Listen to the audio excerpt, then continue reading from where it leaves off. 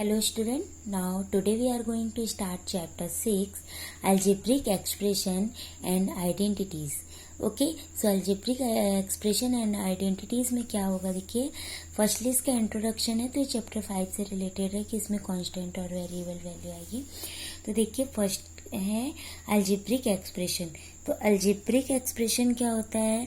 The branch of a mathematics dealing with the study of user letter to express unknown quantities are devise general rule mathematics is called algebra. These later are known as variable or literals. तो देखिए इसमें two types के होंगे, variable होंगे और constant value होंगी। ठीक है, so a variable of a lateral is something whose value can vary not fixed, मतलब इसकी वैल्यू कोई फिक्स नहीं होती है कि क्या हो सकती है। ठीक है ना।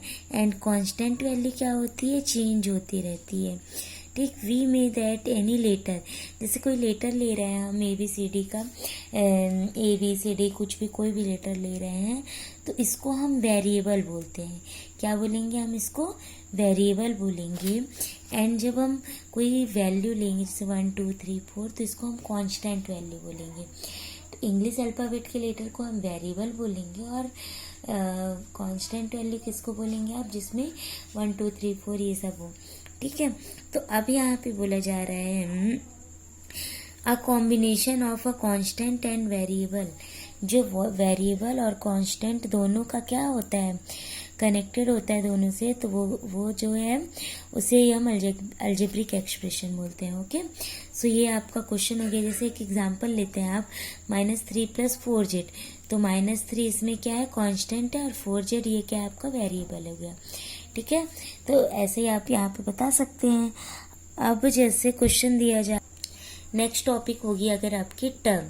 ठीक, तो नेक्स्ट टॉपिक टर्म लेते हैं आप। तो टर्म में क्या होता है? देखिए the part of algebraic expression, ये अलजेब्रिक एक्सप्रेशन का एक पार्ट होता है added to the form of expression are card. कोई भी एक्सप्रेशन को हम जब ऐड करते जाते हैं तो वो क्या होता है? हमारा टर्म होता है। उसका कोई एक पार्ट जो है उसको हम टर्म बोलते हैं। जैसे यहाँ पे -2 5/8 11। ठीक है, अगर एक एग्जांपल लेते हैं 4y, तो इसमें कितने टर्म है? ओनली 1 है, तो 1 टर्म होगा इसमें। और इसमें भी 1 है, इसमें भी 1 है, तो ये 1 टर्म आया। अब जैसे एक एक्सप्रेशन आप ये लीजिए, x³ - 5xy + 2, तो इसमें कितने टर्म आ रहे हैं? 1 2 एंड 3। तो हम इसमें क्या राइट कर देंगे? How many terms? तो 3 टर्म्स। ओके, तो यहाँ पे आप राइट कर देंगे a term that contain variable is called a variable term. जिसमें वेरिएबल कंटेन होगा वो वेरिएबल टर्म्स कहलाएगा, और जिसमें वेरिएबल कंटेन नहीं होगा वो कांस्टेंट टर्म कहलाएगा। ओके, नेक्स्ट टॉपिक है आपकी फैक्टर्स एंड कॉफिशिएंट। तो फैक्टर्स एंड कॉफिशिएंट में क्या होता है? देखिए जैसे कोई भी आप एक्सप्रेशन लीजिए, इसमें हर एक एक्सप्रेशन का, जैसे आप एक एक्सप्रेशन ले रहे हैं उस एक्सप्रेशन का जो भी कांस्टेंट वेरिएबल होगी। ठीक है, जैसे इसमें 5ab², तो ab² के पहले कौन सी कांस्टेंट वैल्यू दी गई है? 5। तो 5 इसका क्या? ab² का कॉफिशिएंट क्या हो जाएगा? 5, और a का कॉफिशिएंट 2, b³ का कॉफिशिएंट 7 एंड ये 13। ठीक है, तो इस टाइप से आप कॉफिशिएंट निकाल सकते हैं।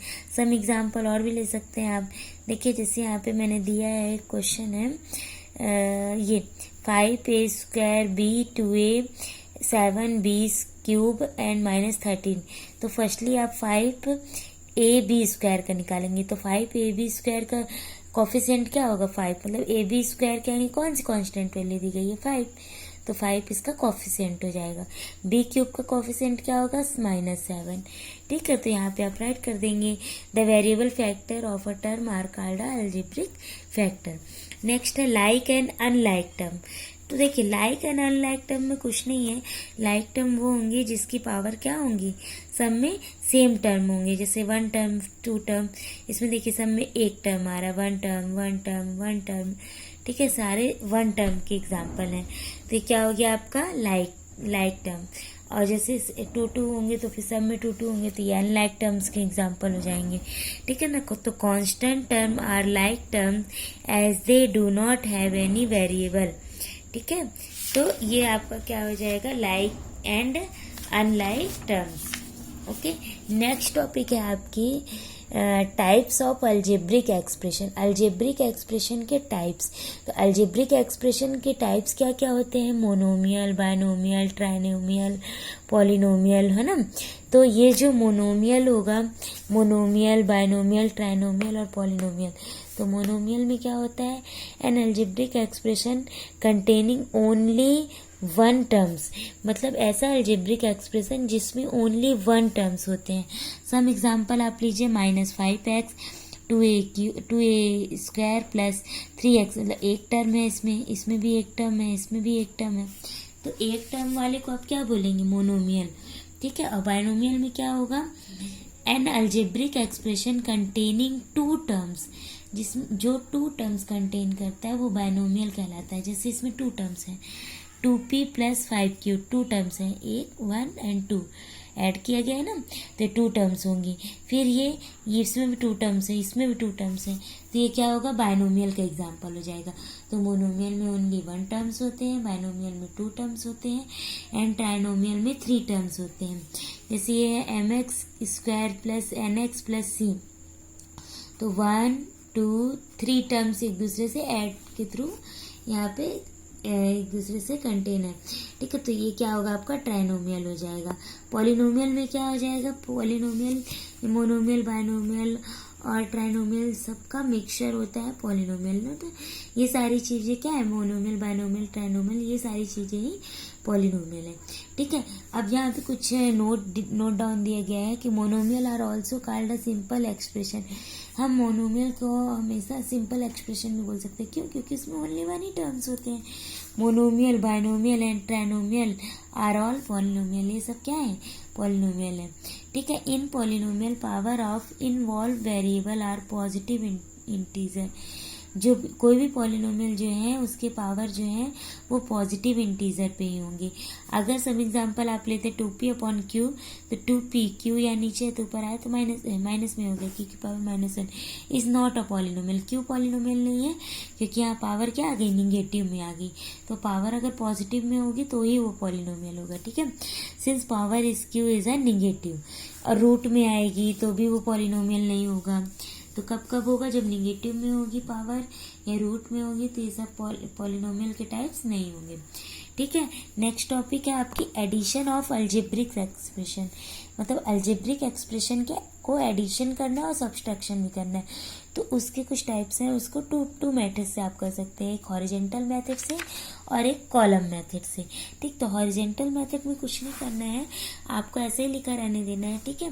अब आप जैसे सेम पावर वाले को एक साथ राइट कर लेंगे, 9z² और यहाँ पे 4z², ठीक है। सेम पावर है, पावर 2 वाले को एक ब्रैकेट में कर लेंगे, और जैसे ये कांस्टेंट वैल्यू है तो यहाँ पे 3 है, इन दोनों को एक ब्रैकेट में कर लेंगे। ये zy, ठीक है, ये दोनों को एक ब्रैकेट में कर लेंगे, और 6z बच रहा है तो 6z को अलग राइट कर लेंगे ऐसे, ठीक। ऐसे करने के बाद आप इसको प्लस कर दीजिए, स्क्वायर वाले को कांस्टेंट, और इसको सेट करके लिख लीजिए, बस ये आ जाएगा आपका ऐड।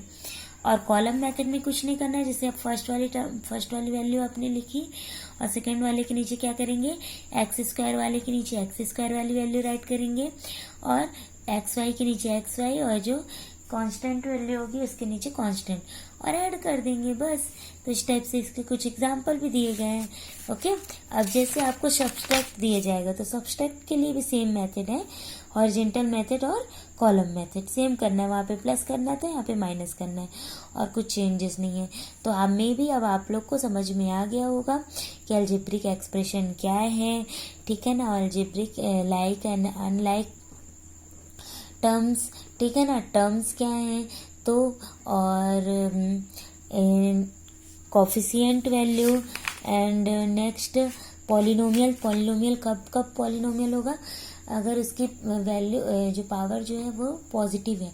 अगर पावर क्या है, निगेटिव में है या रूट में आ रही है, तो दैट मीन्स वो पॉलिनोमियल के टाइप्स नहीं होंगे। ओके। अब same types of algebraic expression, types of algebraic expression हो गया मोनोमियल, बायनोमियल, ट्राइनोमियल। तो ओनली वन टर्म जिसमें होगा वो मोनोमियल होगा, टू टर्म्स वाले को बायनोमियल बोलोगे और थ्री टर्म्स वाले को ट्राइनोमियल बोलोगे। ठीक है, तो ये हो जाएगा आपका। कॉफिशिएंट वैल्यू कैसे निकालेंगे, जैसे फर्स्ट टर्म की कॉफिशिएंट वैल्यू निकालनी होगी तो उसकी जो कांस्टेंट वैल्यू होगी वो आपकी कॉफिशिएंट होगी। सेकेंड टर्म्स की जो वैल्यू होगी उसकी जो कांस्टेंट वैल्यू होगी वो आपकी कॉफिशिएंट होगी। ठीक, इस टाइप से आप सारी वैल्यूज निकाल सकते हैं। और एक्सरसाइज 6.1 का first, second and third question इसी से रिलेटेड है, तो आप लोग इसको सॉल्व कर लीजिएगा। Okay, clear.